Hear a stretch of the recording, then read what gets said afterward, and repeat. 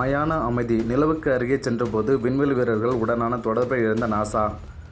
America நிலவை ஆய்வு செய்ய அனுப்பியுள்ள ஆர்டிமஸ் 2 மிஷன் வெற்றிகரமாக நடந்து முடிந்தது.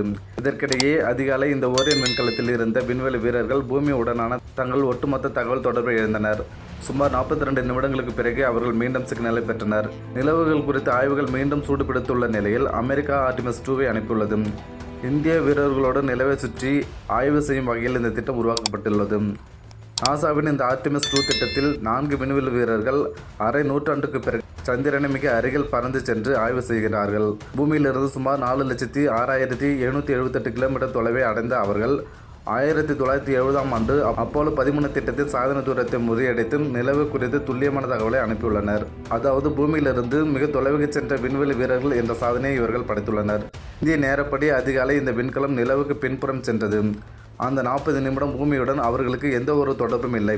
அந்த குறிப்பிட்ட நேரம் அவர்களின் நிலை என்ன, பாதுகாப்பாக இருக்கிறார்களா என எதையும் பூமியில் உள்ள ஆய்வாளர்களால் கண்காணிக்கவே முடியாது. அவர்கள் பத்திரமாக இருக்க வேண்டும், மீண்டும் சிக்னல் கிடைக்க வேண்டும் என்பதே இங்குள்ளவர்களின் பிரார்த்தனையாக இருந்தது. ஓரியன் விண்கலம் நிலவுக்கு பின்னால் சென்றபோது பூமியுடனான அதன் தகவல் தொடர்பு சுமார் 42 நிமிடங்கள் துண்டிக்கப்பட்டது. இந்திய நேரப்படி அதிகாலை 4:13 மணிக்கு சிக்னல் இழக்கப்பட்டு அதிகாலை 4:55 மணிக்கு மீண்டும் சிக்னல் பெறப்பட்டது. இந்த இடைப்பட்ட நேரத்தில் அதிகாலை 4:32 மணிக்கு நிலவின் மேற்பரப்பில் வெறும் 6550 கிலோமீட்டர் தொலைவுக்கு மிக நெருக்கமாக இவர்கள் விண்கலம் சென்றது. அதன்பின் அதிகாலை 4:35 மணிக்கு பூமியிலிருந்து இதுவரை இல்லாத அதிகபட்ச தொலைவாக 4,06,776 கிலோமீட்டர் தூரத்தை எட்டியது. சுமார் 7 மணி நேரம் இதேபோல் நிலவை சுற்றி வந்து முக்கியமான தகவல்களை சேகரித்து அனுப்பியுள்ளனர். அதனைத் தொடர்ந்து மீண்டும் அவர்கள் பூமியை நோக்கி தங்களின் பயணத்தை ஆரம்பிப்பார்கள். ஓரியன் விண்கலம் ஃப்ரீ ரிட்டர்ன் டிராஜெக்டரி எனப்படும் சிறப்பு பாதையில் 4 நாட்களுக்குள் பூமிக்கு திரும்பும்.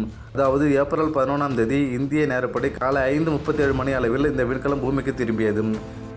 அவர்கள் பசிபிக் பெருங்கடலில் லேண்ட் ஆகும் வகையில் திட்டம் உருவாக்கப்பட்டிருந்தது. இதுவரை எந்த ஒரு சிக்கலும் இல்லாமல் திட்டம் சிறப்பாக நடைபெற்று முடிந்தது.